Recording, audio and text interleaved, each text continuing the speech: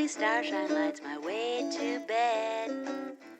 Magic rainbows glisten in my head. Just like a child I live in Wonderland. All my dreams are coming true. Heavy shackles used to Hi, hold me and down. welcome to Handmade by Ditsy Tulip. I'm Mal, and in today's video I'm just going to go through I'm just going to show you a Tilly and the Buttons Arielle skirt that I've made.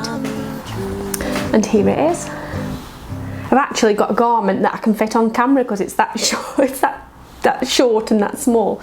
You can fit it on the screen.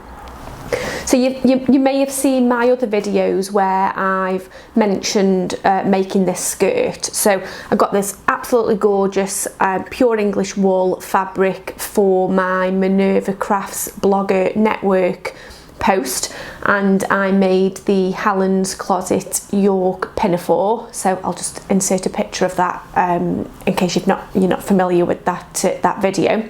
I got 1.5 meters of this fabric. Obviously through the Minerva Crafts network, so I got the fabric for free in order for doing my blog reviews. So I got 1.5 meters, and amazingly that was enough to make the Helen's Closet York, and there was enough left over to make this Tilly and the Buttons Arielle skirt, because this really doesn't take a lot of fabric at all if you're making the short mini version.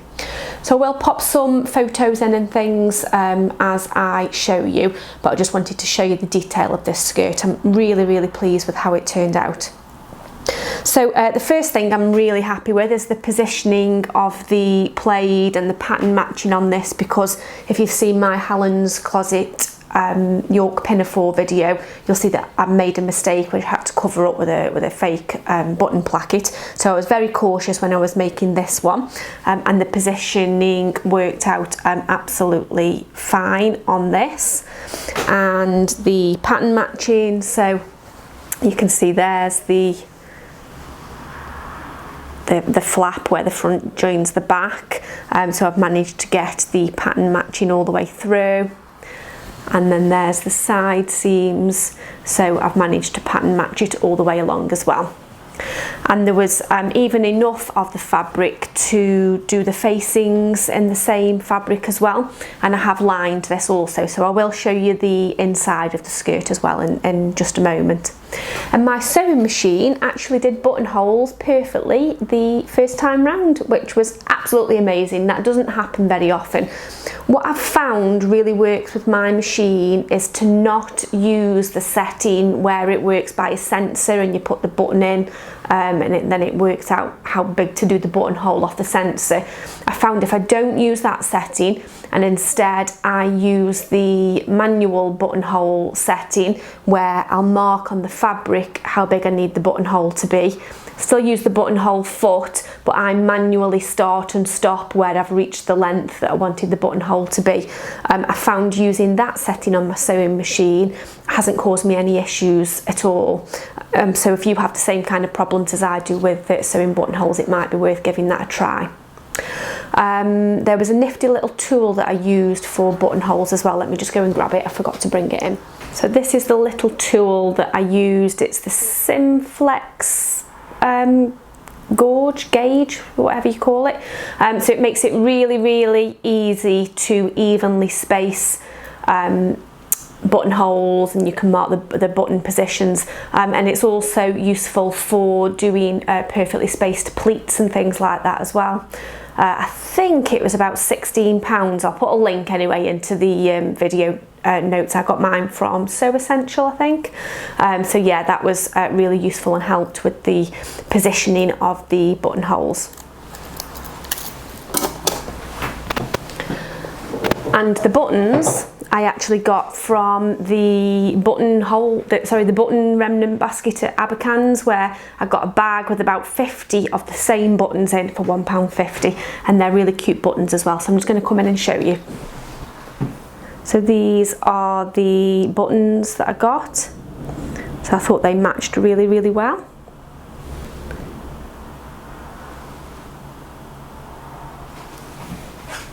I'm going to turn this inside out now so I can show you what the inside is like.